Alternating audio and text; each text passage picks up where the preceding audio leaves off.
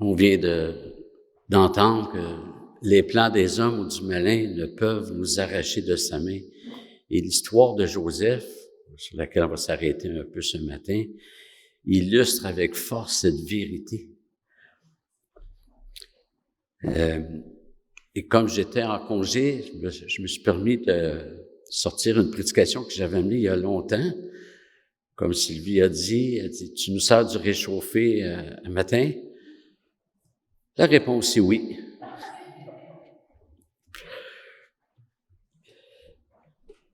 Et pour moi, c'est une des histoires les plus fascinantes de l'Ancien Testament. On voit Joseph qui est presque dans ce qu'on appellerait des magouilles envers ses frères. Il cache des coupes pour ensuite accuser Benjamin d'avoir volé. Précédemment, il a embauché un interprète pour faire semblant qu'il ne comprenait pas l'hébreu, pour que ses frères parlent, que lui puisse avoir accès à des conversations qui étaient implicitement à l'intérieur. Puis là, je vais changer de place parce que le plancher craque, hein?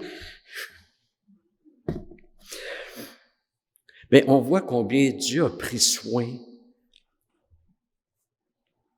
de Joseph. Et ce qui est impressionnant de l'histoire de Joseph, c'est qu'il est demeuré ferme en dépit des épreuves particulières. A été prouvé comme, je sais pas moi, on a un accident puis on en ressort handicapé. Bon, c'est une chose, mais là, c'est une trahison. Les relations, en principe, devraient continuer. Puis là, il a été vendu par ses frères. Il était loin de la terre promise. C'était pas juste changer de pays, là. Il n'a pas juste changé de code postal puis de fuseau horaire, là. Il a été expulsé du peuple de l'Alliance, de la terre promise, là où Dieu avait promis de déverser les promesses de l'Alliance. Et qu'est-ce qu'il a fait? Il a continué de croire en Dieu. Joseph, c'est un des très rares personnages, des principaux personnages dont l'Écriture rapporte pas de blâme. Joseph ne suit pas de reproches, contrairement à Abraham, Noé, Moïse, David. Joseph, il n'y en a pas de blâme à son égard. Et ça devait être injuste de dire, moi qui n'ai rien fait de mal, je suis expulsé de la terre promise, alors que mes frères, qui m'ont vendu injustement, eux sont encore dans la terre promise. Et parfois, ça peut nous arriver de dire, comment ça se fait que telle personne, tel groupe, semble encore être dans la bénédiction, puis nous, on n'a rien fait de répréhensible, puis on est expulsé ou... Mais Dieu est le Dieu des renversements. Il y a un frère qui vivait une situation, à un moment donné, il y a un frère qui vivait une situation horrible. Puis c'était vraiment l'impasse. Puis j'avais dit,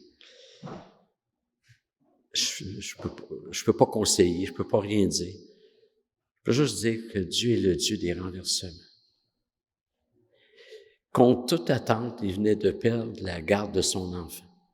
Toutes les données pointaient vers le fait qu'il ait la garde de son enfant. Puis, pour une technicalité, il l'a perdu. Il était complètement défait, démoli. Puis j'ai dit, écoute, Dieu est le Dieu des renversements, mais faut persévérer. Puis 2-3 semaines après, il me téléphone et dit, Daniel, il dit, mon ex m'a appelé, elle est plus capable de garder l'enfant. Elle veut que je le reprenne.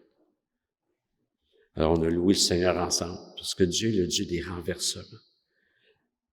Joseph était celui qui était en position de faiblesse et maintenant il est devenu premier ministre du Pharaon, le pays le plus important de la planète à cette époque-là. Et Joseph n'a jamais cherché à se venger de ses frères. Il avait plutôt les larmes aux yeux de les retrouver. Et si on constate que Dieu n'a jamais abandonné Joseph, Dieu n'a pas non plus abandonné les frères de Joseph. Et Dieu va déployer sa création. Dieu fait ça souvent. Il va déployer sa création et envoie une sécheresse pour sauver ses frères. Une autre épreuve qui devient bénédiction. Et je vais en survol avant d'arriver à notre texte principal. Dans Genèse 41, Joseph est élevé au rang de premier ministre par le Pharaon. Au chapitre 42, c'est là que les frères se présentent devant Joseph. Joseph reconnaît ses frères immédiatement. Au chapitre 43, Joseph prend soin de ses frères qui ne l'ont pas encore reconnu. Il veille sur eux et leur fait apporter de la nourriture. Il nourrit ceux qui l'avaient vendu. Il bénit ceux qui l'avaient maudit. Et les textes nous montrent que dès que Joseph voit ses frères, il y a un plan. Et comme j'ai dit en introduction, de sérieuses questions surgissent lorsque nous lisons le récit. Pourquoi est-ce que Joseph accuse ses frères d'être des espions? Il sait très bien que c'est pas vrai. Pourquoi est-ce qu'il joue la comédie et attend aussi longtemps pour se faire connaître à ses frères? Pourquoi est-ce qu'il fait placer une coupe dans le sac de Benjamin? Joseph utilise des moyens, à première vue, douteux, mais il y a un plan particulier qu'on va voir au fil du récit. Et au chapitre 42, Joseph, qui a reconnu ses frères, les accuse d'être des espions. Verset 9 et suivant, Joseph se souvint des rêves qu'il avait faits à leur sujet. Et il leur dit, « Vous êtes des espions, c'est pour repérer les points faibles du pays que vous êtes venus. » Ils lui répondirent, « Non, mon Seigneur, tes serviteurs sont venus acheter des vivres. Nous sommes tous fils d'un même homme, nous sommes sincères. Tes serviteurs ne sont pas des espions. » Il leur dit, « Nullement, c'est pour repérer les points faibles du pays que vous êtes venus. » Ils répondirent, « Nous, tes serviteurs, nous sommes 12 frères, fils d'un même homme du pays de Canaan. Or, le petit est aujourd'hui avec notre père et il y en a un qui n'est plus. » Joseph leur dit, « C'est ce que je vous disais, vous êtes des espions. Voici l'épreuve à laquelle je vais vous soumettre par l'avis du Pharaon. Vous ne sortirez pas d'ici tant que votre petit frère ne sera pas venu. Envoyez l'un de vous pour chercher votre frère. Quant à vous, vous irez en prison. Vos paroles seront mises à l'épreuve pour savoir si vous dites la vérité. Sinon, par l'avis du Pharaon, vous êtes des espions. » Joseph cible le petit frère et on va voir pourquoi. Il dit, tant que votre petit frère n'est pas là, je vous considère comme des espions. On peut se demander pourquoi Joseph ne divulgue pas son identité à ses frères dès qu'il les voit. Joseph a une fixation aussitôt qu'il aperçoit ses frères. Il les incrimine pour les forcer à amener leur petit frère en Égypte. Relisons les versets 15 et 16. « Voici l'épreuve à laquelle je vais vous soumettre. Par l'avis du Pharaon, vous ne sortirez pas d'ici tant que votre petit frère ne sera pas venu. Envoyez l'un de vous pour chercher votre frère. Quant à vous, vous irez en prison. » Et au verset 20, Joseph revient à la charge. « Et amenez-moi votre petit frère afin que vos paroles soient vérifiées et que vous ne mourrez pas. » Donc, Joseph exige, et il y a le gros bout du bâton, il y a l'autorité, il exige la venue du petit frère en Égypte. Et en même temps que le Seigneur dirige les événements pour sauver les frères de Joseph, on va voir qu'il ne veut pas juste les sauver de la famine. Le Seigneur agit aussi sur leur conscience. Au chapitre 42, environ 20 ans après que les frères de Joseph l'eurent vendu, nous les retrouvons en train de converser entre eux au verset 21 et 22. C'est les frères qui parlent et disent, « Oui, nous avons été coupables envers notre frère, envers Joseph, car nous avons vu la détresse de son âme quand il nous demandait grâce et nous ne l'avons pas écouté. C'est pour cela que cette détresse nous arrive. » Ruben, prenant la parole, leur dit, « Ne vous disais-je pas, ne commettez pas un crime contre cet enfant? mais vous n'avez pas écouté. Maintenant, son sang nous est réclamé. 20 ans plus tard, le péché des frères pèse encore sur leur conscience. Frères et sœurs, un péché qui n'est pas réglé demeure un péché actif. Le péché qui n'est pas traité ne meurt pas. Le temps n'arrange pas les choses. Tôt ou tard, le péché est en face de nous. Au Québec, on a une expression « pelleter la neige par en avant ». Hein? On retrouve la même neige sur notre sentier. Le péché n'est pas stérile. Le péché, ça agit. Puis Dieu va travailler la conscience des frères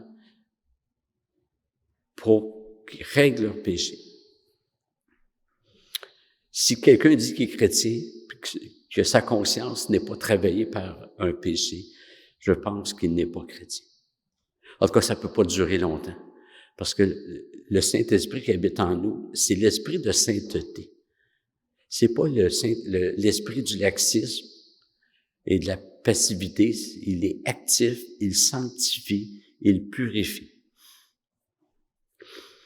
Et c'est une grâce que Dieu n'accorde pas de repos à celui qui a un péché qui n'est pas traité. Moi, ça m'arrive de prier pour des personnes qui ont vraiment un problème, puis je leur dis, je prie, Seigneur, trouble-les. Ne leur donne pas du repos avec ce péché-là, et ça se peut pas. Puis moi, je veux pas être en repos face à mon péché. Si je pêche, je veux en être troublé, je veux que ça pèse sur ma conscience. Et Joseph comprend ce que ses frères disent. Joseph assiste, sans que les frères le sachent, Joseph assiste à la repentance de leurs frères. Joseph apprend qu'ils ont du regret, chapitre 42, verset 23. Ses frères ne savaient pas que Joseph comprenait, car il y avait entre eux un interprète.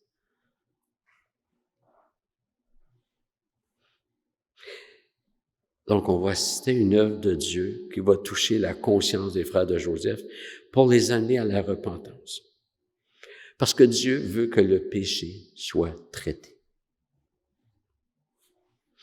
Et sous la direction de Dieu, Joseph va utiliser une mise en scène pour reconstituer la tentation qui avait fait chuter ses frères lorsqu'ils l'ont vendu comme esclave. Et ça, c'est la clé de la compréhension de ce qui se passe. 20 ans plus tôt, les frères avaient abandonné Joseph à une nation étrangère. Et là, Joseph va reconstituer le même scénario, cette fois avec Benjamin, pour voir si les frères vont commettre le même péché ou s'ils sont repentants, s'ils se détournent de leur péché.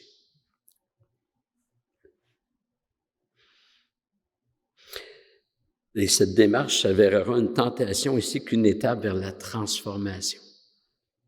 Au chapitre 43, c'est le second voyage des frères de Joseph en Égypte, et cette fois, ils ont avec eux le petit frère Benjamin.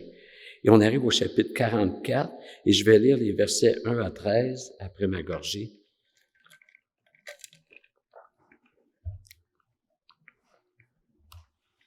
Joseph donna cet ordre à l'intendant de sa maison, rempli de vivres les besaces, les sacs, de ces gens, autant qu'ils en pourront porter, et mets l'argent de chacun à l'ouverture de sa besace. Tu mettras aussi ma coupe, la coupe d'argent, à l'ouverture de la besace du petit, avec l'argent de son blé. L'intendant fit ce que Joseph lui avait dit. Le matin, dès qu'il fit jour, on laissa partir ces gens avec leurs ânes.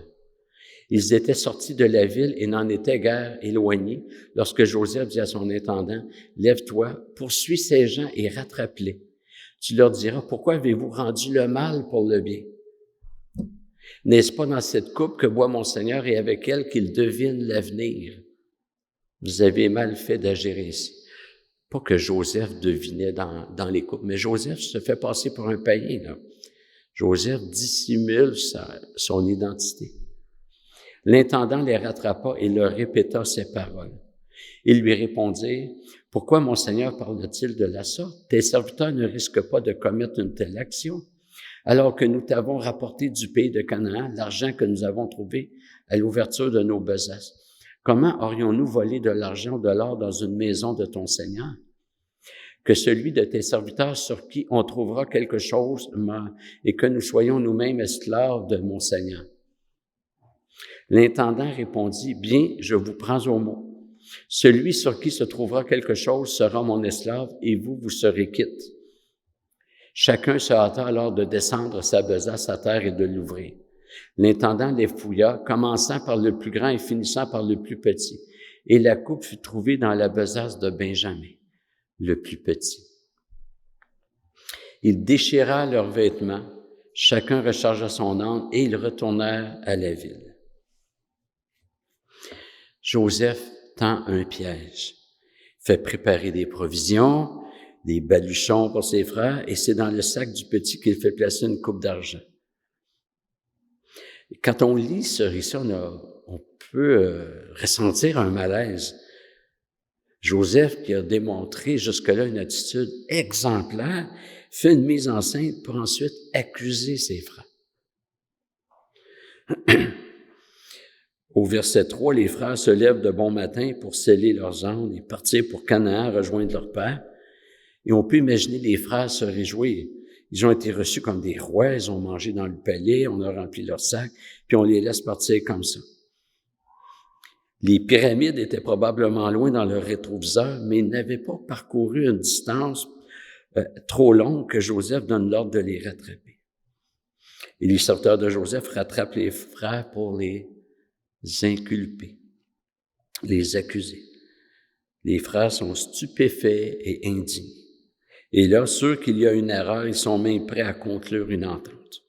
Ils sont tellement disposés à démontrer leur innocence qu'ils se compromettent avec une clause de punition extrême, verset 9. Que celui de tes serviteurs sur qui on trouvera quelque chose meure et que nous soyons nous-mêmes esclaves de mon Seigneur. Les frères sont tellement sûrs d'eux qu'ils débarquent de leur monture pour s'empresser d'ouvrir leur sac. Et les serviteurs commencent par le plus vieux jusqu'au plus jeune. Et le drame, la coupe est dans le sac de Benjamin. Il venait de dire, si jamais la coupe se trouve dans un des sacs, mais la personne qui sera propriétaire de ce sac-là devra mourir. Les frères déchirent leurs vêtements.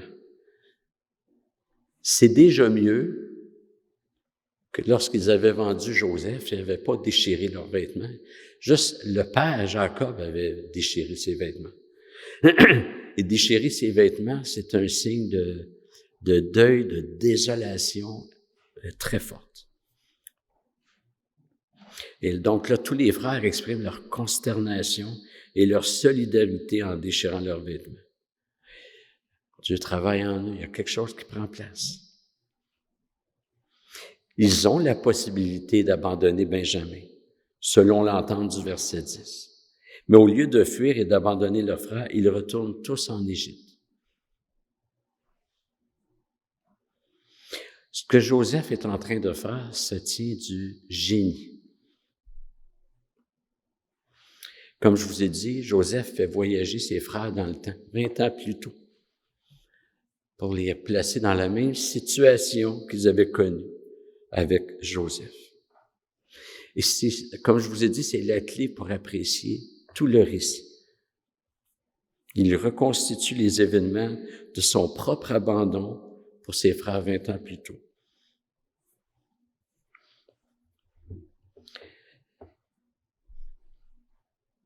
Et c'est par jalousie que les frères avaient vendu Joseph. Et on se demande si Joseph n'est pas en train de rendre ses frères jaloux vis-à-vis Benjamin. Pourquoi? Parce que le dernier verset du chapitre 43 indique que Joseph a donné 5 fois plus de nourriture à Benjamin qu'aux autres.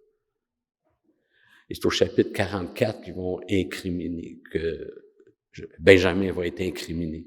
Donc, Joseph semble avoir voulu provoquer une jalousie chez ses frères pour ensuite voir s'ils vont dire, ben lui, là, on le laisse aller. Les versets 15 à 17, Joseph inculpe ses frères. Joseph dit à ses frères, « Quelle action avez-vous faite? Ne saviez-vous pas qu'un homme comme moi a le pouvoir de deviner l'avenir? » Judas répondit, « Que dire à mon Seigneur? Comment parler? Comment nous justifier? » Vous voyez que Judas ne parle pas de Benjamin, il parle au nous. Il montre qu'ils sont maintenant solidaires de leurs frères. Dieu a trouvé tes serviteurs en faute. Nous voici esclaves de mon Seigneur, aussi bien nous que celui sur qui la coupe a été trouvée. C'est un changement total de disposition. Alors Joseph dit, je ne risque pas d'agir de la sorte. L'homme sur qui la coupe a été trouvée sera mon esclave, mais vous remontez en paix vers votre père. Finalement, Joseph n'a pas suivi la clause proposée par un des frères. Celui sur qui la coupe sera trouvée, il mourra. Mais Joseph met tout en place pour reconstituer les faits. Il dit, va être mon esclave, puis vous repartez. Exactement ce qui s'est passé 20 ans plus tôt. Les frères se jettent aux pieds de Joseph. Je pense que ça fait 3 fois que je prêche cette prédication-là. Je suis toujours ému rendu là. Parce que Dieu avait promis à Joseph par voie de rêve que ses frères allaient se prosterner devant lui. C'est ça qui a excité la jalousie. Les frères ne savent pas encore que c'est Joseph, mais ils se prosternent à ses pieds.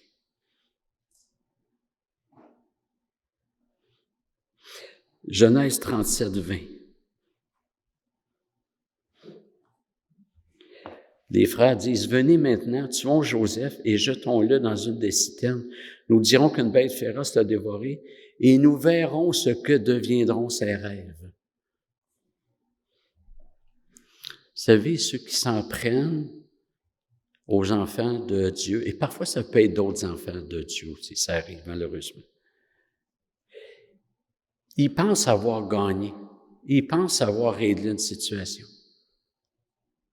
Puis là, ce qu'ils disent, là, c'est, on s'en débarrasse, puis on va voir qu'est-ce qui va arriver de ces rêves. Mais c'est en s'en débarrassant que les rêves se sont accomplis. C'est fantastique ce qui se passe. Dieu est le Dieu des renversements. D'ailleurs, les frères ont dû être renversés.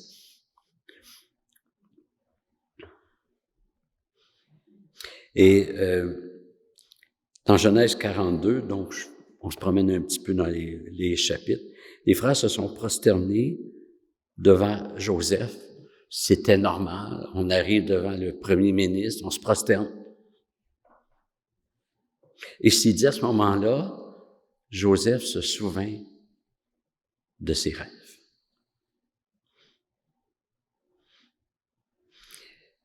Et cette prosternation était un signe de respect. On va voir Genèse 43, 28.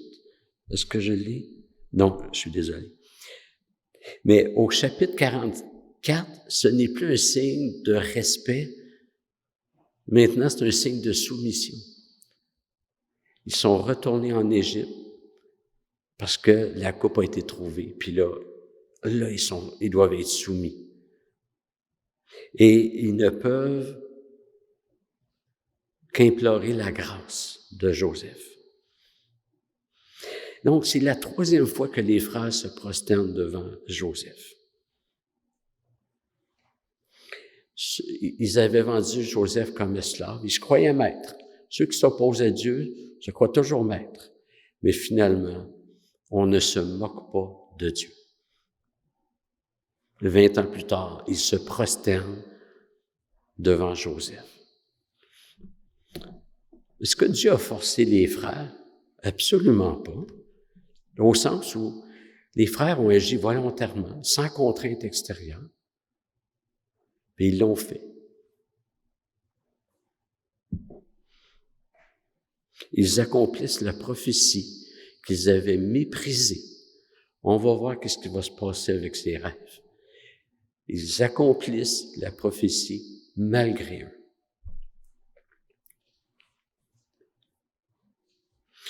Donc, comme je vous ai dit, Joseph joue bien son rôle. Tout est parfaitement monté. Il n'y a rien à retoucher au scénario. Et Joseph fait tout pour ne pas laisser transparaître sa foi au Dieu d'Israël.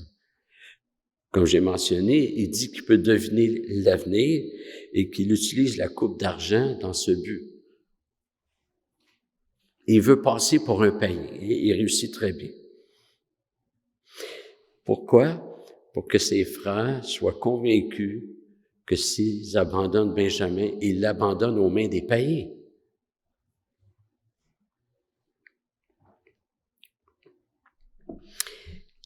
Et les frères doivent savoir ce que c'est que d'être traité injustement, tout comme Joseph l'a été. C'est injuste d'être accusé pour le vol, mais en quelque part, c'était pas injuste, parce que les frères ont eu ce qu'ils méritaient, parce qu'eux-mêmes avaient fait cela.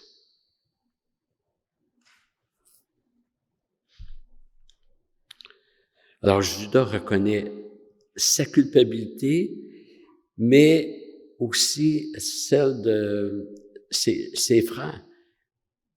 Et les frères font un lien en disant ce qui nous arrive maintenant, c'est à cause de ce qu'on a fait. Chapitre 44, verset 18 et suivant. Alors Judas s'approcha de lui et dit, « De grâce, mon Seigneur, que ton serviteur puisse adresser la parole à mon Seigneur et que ta colère ne s'enflamme pas contre ton serviteur, car tu es comme Pharaon. » Il implore la grâce ici. Là.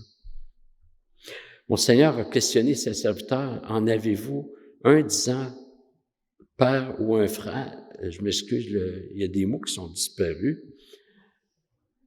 Je vais vous lire avec...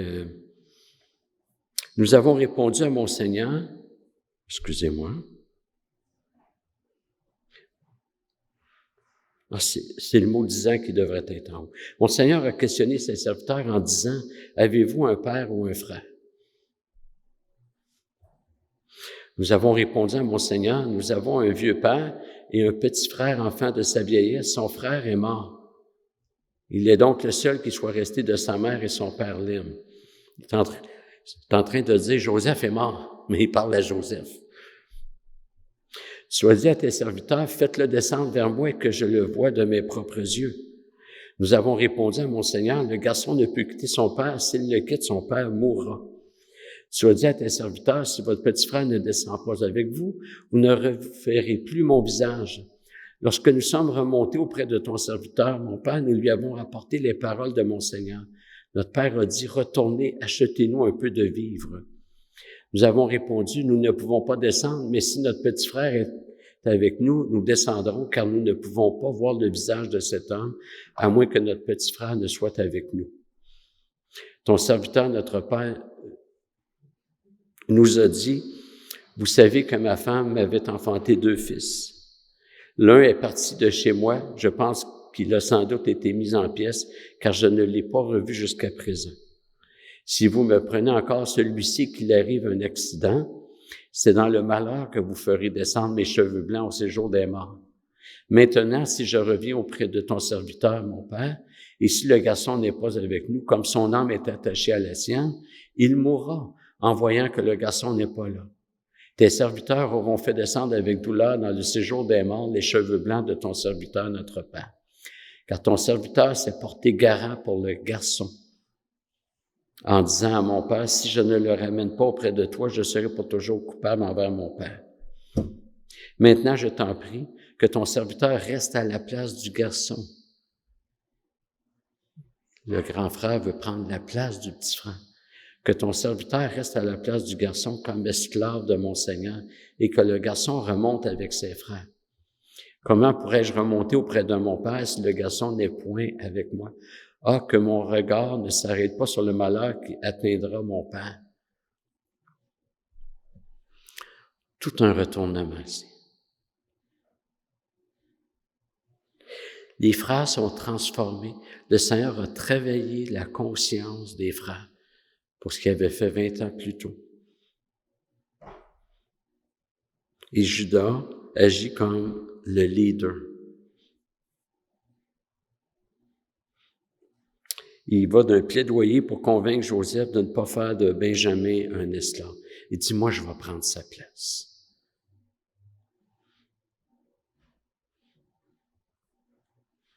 Ce même Judas qui, devant ses frères qui voulaient tuer Joseph, il avait plaidé pour que Joseph ne soit pas tué. Genèse 37, 26 et 27. Alors Judas dit à ses frères, « Quel intérêt avons-nous à tuer notre frère Joseph, et à cacher son sang?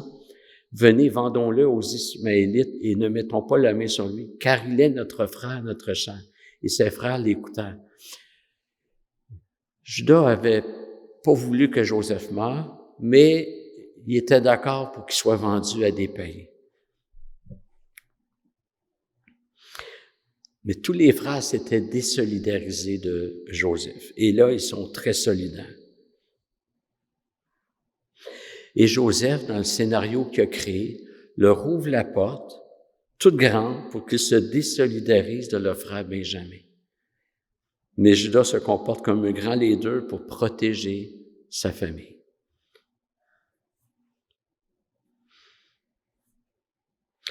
Et les frères qui n'ont aucun scrupule 20 ans plus tôt pour faire de la peine à leur père, maintenant plaident, « Faut pas que notre père vive ça. »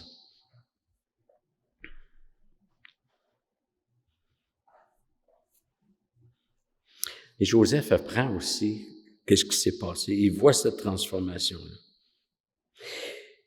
Mais il apprend qu'ils ont fait croire à leur père que Joseph était mort. Lui, il savait pas ça, là. Mais là, il apprend qu'est-ce que ses frères ont dit à leur père.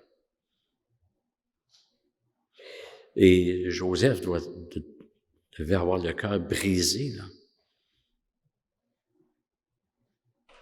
Au verset 20, Judas explique à Joseph que Benjamin est le seul enfant qui reste de cette mère-là. Parce que Jacob a eu des enfants de 4 mères différentes, 4 femmes différentes. Et Joseph et Benjamin sont les 2 frères germains, donc de Rachel. Et comme Rachel était l'épouse préférée de Jacob, les enfants qu'il a eus d'elle, étaient ses préférés. Et Joseph voit que ses frères ont compris, qu'ils sont vraiment repentants. Si Joseph s'était identifié, qu'il avait demandé à ses frères de se repentir, on ne sait pas, mais le scénario n'aurait pas été pareil.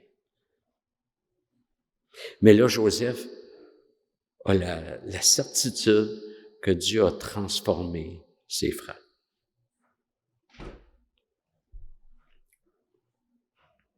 Et la transformation est telle que Judas est prêt à prendre la place de son petit frère. Verset 33. Maintenant, je t'en prie, que ton serviteur reste à la place du garçon, comme esclave de mon Seigneur, et que le garçon remonte avec ses frères. Imagine Joseph entendre ça.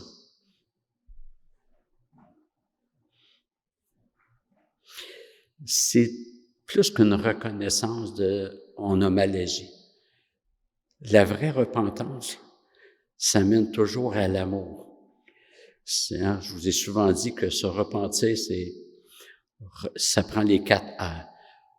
Reconnaître son péché, regretter son péché, c'est-à-dire, si c'était à refaire, je ne le ferais vraiment pas. Ensuite, rejeter son péché et restaurer. Si j'ai volé à quelqu'un, je dois lui remettre, puis même davantage. Je dois réparer. Si j'ai sali la réputation de quelqu'un, je dois m'empresser de le confesser haut et fort, puis toutes les personnes à qui j'ai parlé de dire « j'avais pas d'affaire à faire ça, c'était injuste, c'était pas correct ». Il faut réparer le plus possible. Parce qu'on veut pas que la personne qui a été victime de notre péché souffre davantage de notre péché. C'est pas « oh, je le reconnais, mais puis on s'en fout. Non, non, non, non. Un cœur brisé, là, c'est pas juste un cœur brisé face à Dieu, c'est un cœur brisé face aux personnes qui ont été victimes de notre péché. Et Judas, il va d'un amour sacrificiel. Il lève la main pour dire, moi, je vais prendre sa place. Judas sait pas encore que c'est pas vrai que Benjamin avait volé. Il sait pas, là. Il ignore. La preuve à conviction est là. Alors, il lève la main et il dit, je vais prendre sa place, la substitution.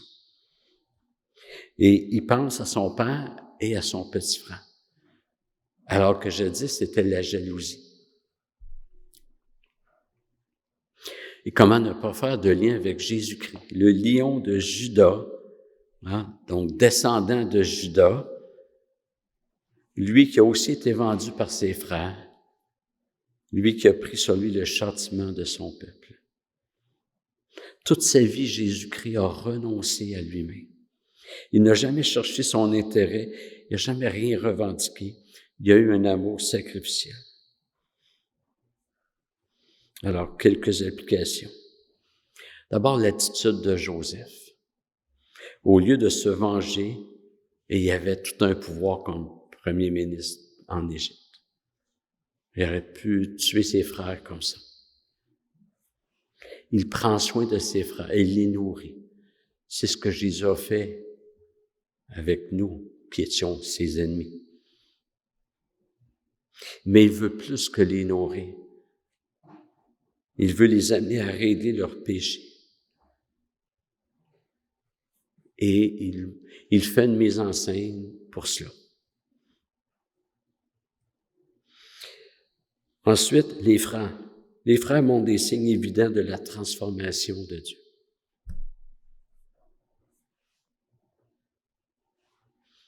Joseph, alors qu'il ne s'était pas encore fait connaître à eux, les entendait entend les frères dire, mais ce qui nous arrive présentement, c'est à cause du péché qu'on a commis plus tôt avec Joseph.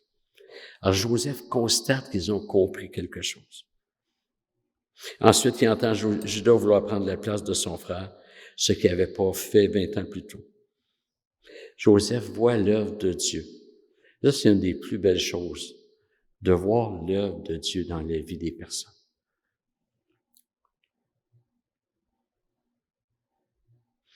Et à la fin de la Genèse, alors que le père Jacob est décédé, les frères ont peur cette fois.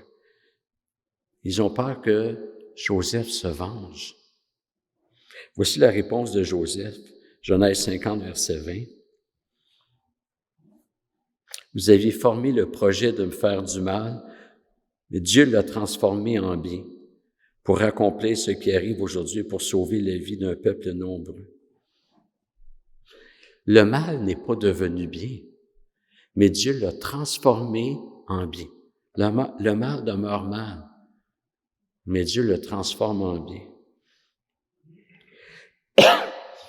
Frères et sœurs, on constate avec ce récit que la vraie transformation du chrétien débute par la conscience de notre péché que Dieu veut traiter.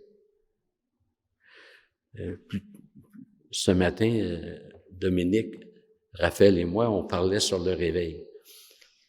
Ça commence là, le réveil.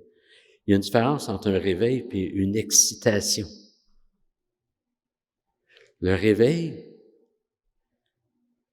ça commence par un retour aux Écritures, puis une conscience du péché, un mouvement de repentance.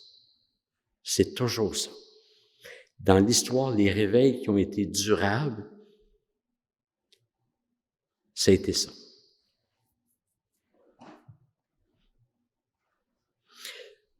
Joseph aurait pu dire, mes frères, je les tue. Il avait le pouvoir. Il a cru en Dieu. Il a cru au Dieu qui transforme. Ce que ses frères avaient fait était très grave. Mais pour Joseph, il n'y a pas de cause désespérée pour Dieu. Si des gens nous ont fait du mal, il ne faut pas avoir de vengeance. Dieu n'a pas fini avec eux, il n'a pas fini avec nous. Puis, faisons tout, prions pour leur transformation, mais la nôtre aussi, parce qu'on a aussi besoin d'être transformés de gloire en gloire. Joseph, aucune vengeance. Mais en même temps, Joseph a voulu que le péché soit traité. Pourquoi? Parce qu'il aime ses frères. Un médecin qui aime ses patients veut pas que la maladie reste en eux. Il veut traiter. C'est pas insultant que le médecin dise « Écoute, t'as un problème. » C'est pas insultant si un frère ou une sœur dise « Écoute, j'aimerais te parler, j'aimerais fraternellement te reprendre sur un péché. » C'est pas contre nous.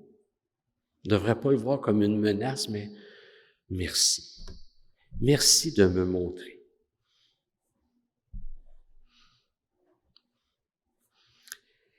On va prier pour terminer. Seigneur Dieu,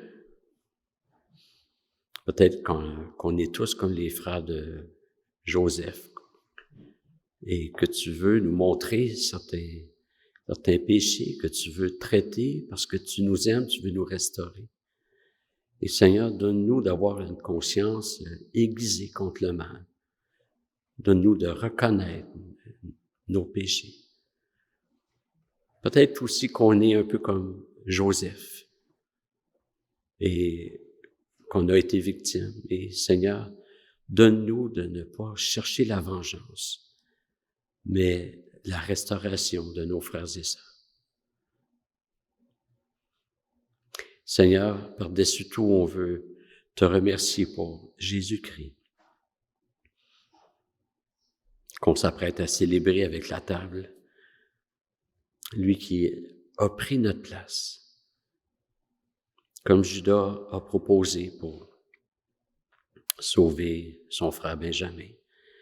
Jésus-Christ est mort pour nous sauver. Il a pris notre place. Et Seigneur, on veut vraiment te remercier pour cela. Amen.